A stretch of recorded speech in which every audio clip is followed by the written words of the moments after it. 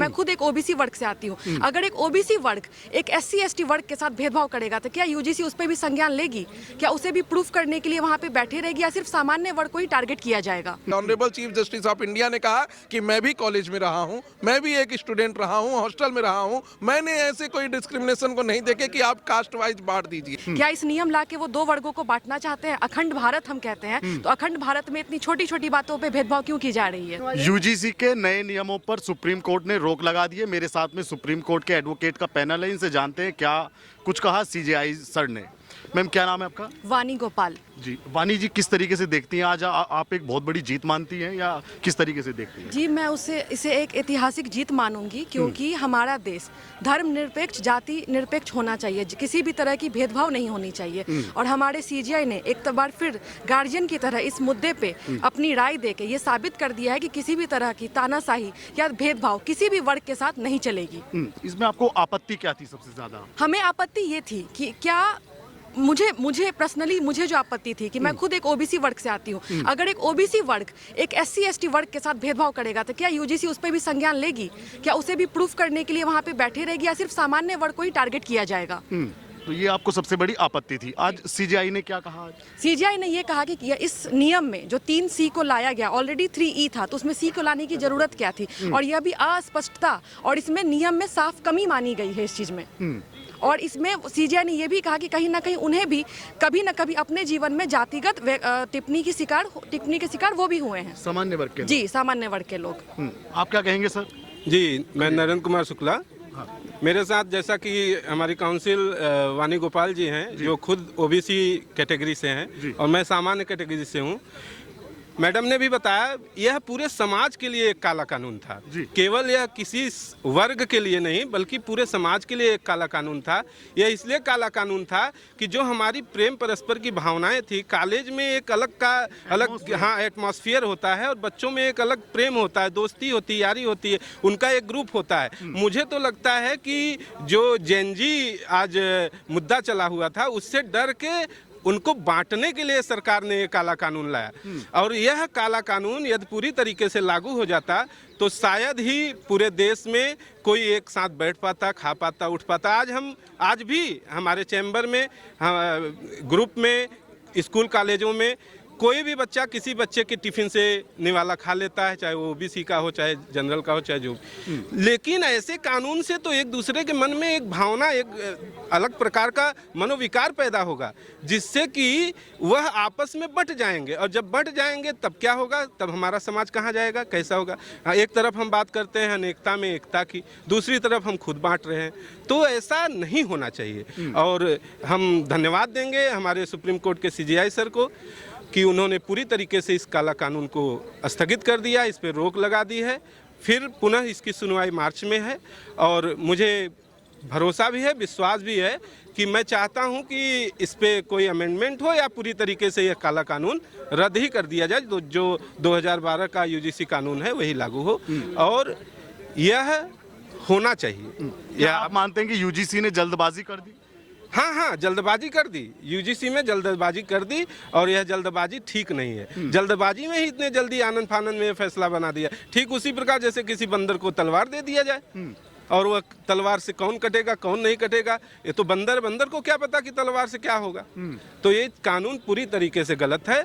इसका हम ही नहीं, पूरा समाज, पूरा देश पुरजोर विरोध कर रहा है और यह एक बड़ी जीत है। ये हमारी जीत नहीं, किसी वर्ग की जीत नहीं, सामान्य वर्ग की जीत नहीं, ये भारत की जीत है, ये इंडिया की जीत है, ये हमारे इंडिया की जीत है। और मैं पूरी तरीके से अपने जितने भी सहयोगी और साथी हैं और यहाँ PIL डालने वाले हमारे एडवोकेट बंधु हैं, सीजीआई सर, हमारी पूरी कोर्ट को बहुत बहुत धन्यवाद दूंगा। बहुत बहुत शुक्रिया। आप क्या कहेंगे कि क्या यूजीसी ने जल्दबाजी में ये नियम थोप दिया था? देखिए, मेरा मानना है कि बिना भी किसी चीज को पढ़े ऑलरेडी हमारे संविधान में जब किसी भी तरह की जाति भेदभाव को रोकने का हर प्रकार का सॉल्यूशन दे के रखा हुआ है, तो फिर ये नियम लाने की जरूरत क्या थी? क्या इस नियम ला के वो दो वर्गों को बांटना चाहते हैं? अखंड भारत हम कहते हैं, तो अखंड भारत में इतनी छोटी छोटी बातों पर भेदभाव क्यों की जा रही है? सरकार के बारे में क्या कहेंगी? सरकार एक तरफ कहती है बटोगे तो कटोगे, एक रहोगे सेफ रहोगे, उसके बाद भी ऐसा कानून। तो बटने का काटने का काम तो आप ही कर रहे हैं। अगर हम एक हैं और आज सुप्रीम कोर्ट है, जहाँ हर समुदाय के, हर प्रकार के लोग हैं,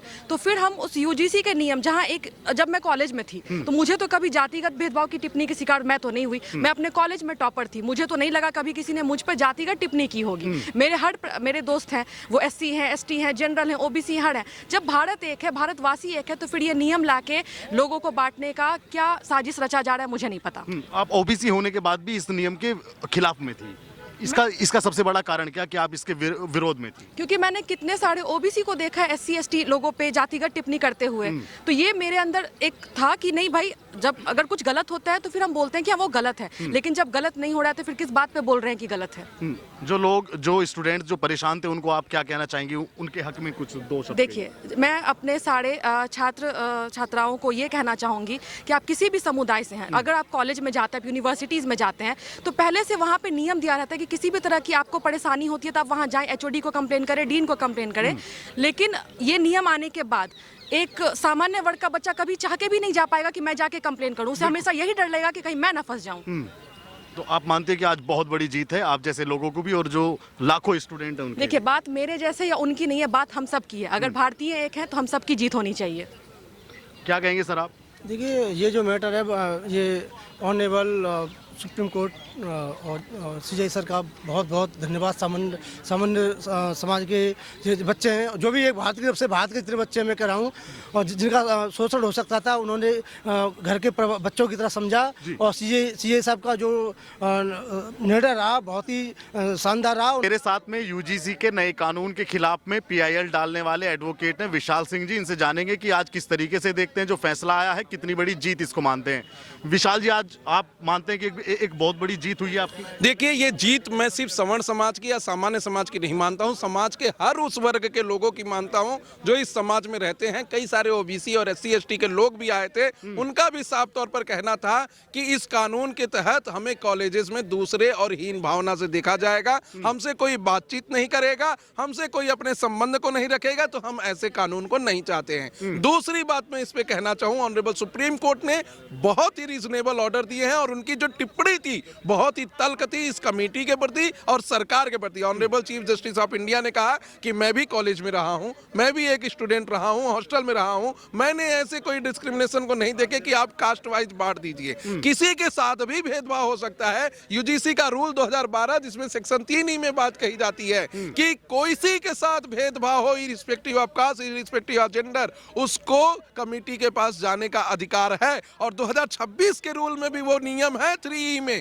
तो क्यों 3C लाने की जरूरत क्या पड़ी? Honourable chief justice of India ने दूसरी बात कही कि जनरल के बच्चे कहां जाएंगे कंप्लेन करने। Honourable chief justice of India ने तीसरा कंसर्न रेज किया कि जो फॉल्स कंप्लेन होंगे उसके लिए आपके पास क्या मैकेनिज्म है, आप कैसे उन्हें पकड़ेंगे और क्या उन्हें सजा देंगे जो फॉल्सली फंसाएंगे। और ब्रदर जस्टिस जो एम बॉक्सी, जो ऑनरेबल चीफ जस्टिस सूर्यकांत के साथ अपीयर हो रहे थे, उन्होंने तल्ख टिप्पणी करके कहा कि आप इसे अमेरिका बनाना चाहते हैं जहां श्वेत और अश्वेत के लिए अलग से स्कूल बने, कॉलेज बने, आप इसे इस समाज में बांटना चाहते हैं, हम समाज से समानता लाना चाहते हैं समाज में, और आप असमानता वाली समाज को बनाना चाहते हैं। ऑनरेबल चीफ जस्टिस साहब ने भी कहा कि हम समाज में इंटरकास्ट मैरिज को अलाउ कर रहे हैं, इंक्लूसिव एजुकेशन को अलाउ कर रहे हैं, लड़के लड़की, हिंदू मुस्लिम सिख ईसाई सब साथ बैठ के पढ़े, हम इस चीज को लाने की प्रयास कर रहे हैं। और आप एक ऐसा काला कानून ला दे रहे हैं जिसकी वजह से कि इसमें भेदभाव होना शुरू हो जाए। तो कहीं ना कहीं सरकार के तरफ से, कमेटी के तरफ से जो एडिशनल सॉलिसिटर जनरल अपीयर हो रहे थे, उन्होंने भी माना कि इसमें खामियां हैं, आर्टिकल 14 का वायलेशन है, आर्टिकल 21 का वायलेशन है, और उनके लिए honourable chief justice of India ने एक कमेटी बनाने के लिए कहा है जिसमें कानून के जानकार होंगे, ज्यूरिस्प्रूडेंस के जानकार होंगे, वो पूरे कानून को समझेंगे और समाज में सबके लिए कानून को लेकर आएंगे, ना कि सिर्फ ओबीसी एससी एसटी के लिए लेकर आएंगे। क्या यूजीसी ने जल्दबाजी में ये थोप दिया था? जी, बहुत जल्दीबाजी में थोप दिया था, और मेरा मानना है कि जल्दीबाजी में तो थोपा ही था। जो बनाने वाले थे इस कमेटी में लोग, उनके पास कानून की तो कोई जानकारी नहीं थी, इसकी मैं 100% गारंटी लेता हूं। क्योंकि अगर किसी के पास भी कानून की जानकारी होती तो जो रूल बना है उस रूल को आगे बढ़ाते हुए उसमें यह करना चाहिए कि 30 दिन का जो टाइम लिमिट है उसको करना चाहिए था, कमेटी के ऊपर अपीलेट कमेटी होनी चाहिए थी, वो सब तो सही है। लेकिन एक चीज जो इसमें कर दिया एडजस्ट की ओबीसी और एससी एसटी, ये गलत कर दिया, पनिशमेंट जो निकाल दिया वो गलत कर दिया। और मैं बताना चाहता हूं आपके दर्शकों को, फरवरी 2025 में जो रूल आया था वो बिल्कुल सही था। उसमें ओबीसी के लोग भी नहीं जुड़े हुए थे, यही कानून भी था, और जो फर्जी और फॉल्स कंप्लेन करेगा उसके लिए सजा थी। ऑनरेबल सुप्रीम कोर्ट ने माना है Subhash versus state of Maharashtra में कि SC/ST एक्ट का मिसयूज होता है। विष्णु शंकर तिवारी 20 साल जेल काट कर आते हैं और उनके माता पिता मृत्यु हो जाती है, उनके भाइयों की मृत्यु हो जाती है फर्जी SC/ST के केस में। DU के अंदर श्री राम लेडी कॉलेज के अंदर एक महिला को SC/ST के लोग प्रपोज करते हैं, जब उन्होंने मना किया तो उसके बाद उसके खिलाफ SC/ST का फर्जी कंप्लेन करते हैं, बाद में 50,000 रुपए देके सुलह किया गया। एक अंतिम सवाल मैं ये पूछना चाहूंगा, क्या CJI का सरकार के लिए कैसा रवैया था आज के समय में? देखिए, honourable chief justice of India तल्ख थे, उन्होंने खुद अपने समय को याद किया, कॉलेज के समय को याद किया। उन्होंने साफ साफ कहा कि हम समाज को एक करना चाहते हैं, आप बांटने का काम कर रहे हैं। हम समाज में जातिवाद को खत्म करना चाहते हैं, आप जातिवाद को बढ़ा रहे हैं। उन्होंने सबसे बड़ी बात कही कि 78 साल हो गए हमें आजाद हुए, संविधान को लागू हुए, और आप अगर ऐसा कानून लाएंगे तो कहां से वो वैलिड होगा। तो कहीं ना कहीं honourable chief justice of India और सरकार तो पहले से ही बैकफुट पे थी इस बात पे, वो मानने को तैयार थी कि उनसे कुछ गलतियां कमेटी से हो गई है, उसमें सुधार किया जाएगा।